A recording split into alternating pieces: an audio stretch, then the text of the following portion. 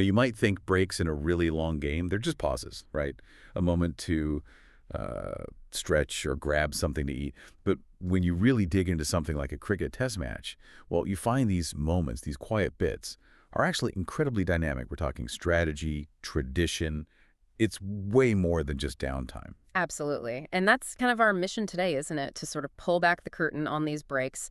We want to show you that a break, well, it isn't just a break. It's a really vital piece of the test match story, often overlooked. We're going to try and transform how you see those pauses, make them feel really alive for you based on what we've looked into. That's a great way to put it, the hidden depths. I'm genuinely curious now, how do these scheduled pauses really, shape the match? Where do we start? Well, I think we have to start with the big one, lunch. Okay, lunch. Yeah, the lunch break. It comes after the first session of play, and it's usually 40 minutes long. And the key thing, its main purpose. Mm-hmm. It's not just food and rest. It is a dedicated 40 minutes. That time is really crucial. 40 minutes, okay.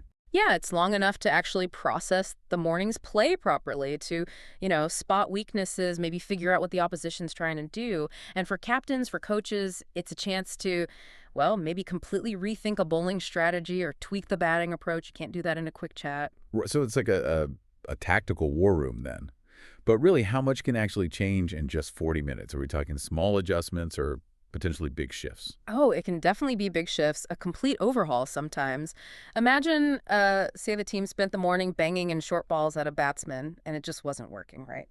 During lunch, they can properly look at it, field settings, bowling angles, maybe how the pitch played in the last few overs, and then they can decide, okay, let's switch. Let's try something totally different. Maybe try to dry up the runs or attack the stumps with a different type of bowler. That concentrated time, it allows for a proper reset. Okay, that makes sense. A real reset moment. And then later in the day, we get another main break. The one that always makes me think of like leisurely English afternoons.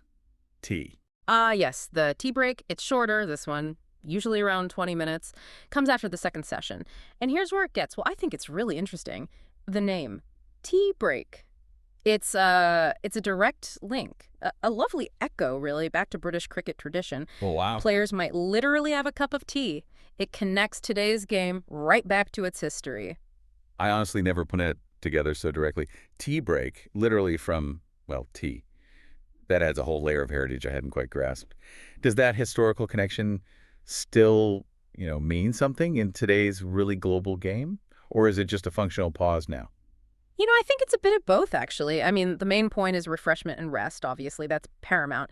But that cultural bit, it still gives Test cricket a unique flavor, don't you think? It's part of that rhythm, the ritual that makes it different, reminds us of where it came from. Yeah, that's true. And then woven into all this, sprinkled through the sessions, you see those quicker pauses, the drinks breaks. Right, the drinks breaks, much shorter, just 5 minutes usually. They happen roughly at the midpoint of each session. And their main job is practical. Hydration, obviously. Especially crucial when it's really hot out there. Lets players regroup quickly, maybe get a quick message from the captain or coach, but, it's more than just water.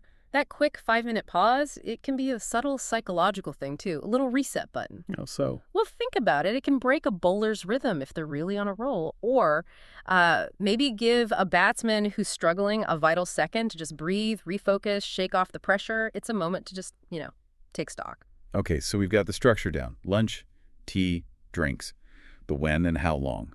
But the deeper question, I guess, is what's actually going on when the players walk off?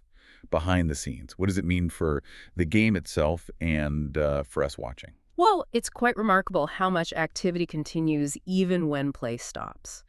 During these breaks, there's a really thorough inspection of the pitch, the outfield too.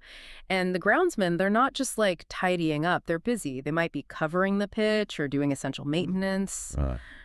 Their work can subtly influence things. For example, if the pitch is drying out under the sun during a break, maybe the spin bowlers will suddenly become much more dangerous afterwards. Or perhaps a rough patch near the stumps gets a bit more pronounced.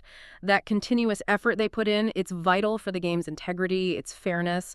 It directly impacts how things flow when play starts again. So the groundsmen are almost like silent partners in shaping the game during breaks.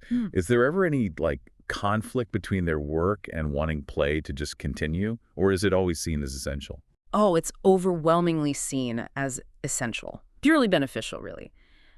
Their work makes sure the conditions are fair and as consistent as possible. That's absolutely fundamental in Test cricket. I mean, without that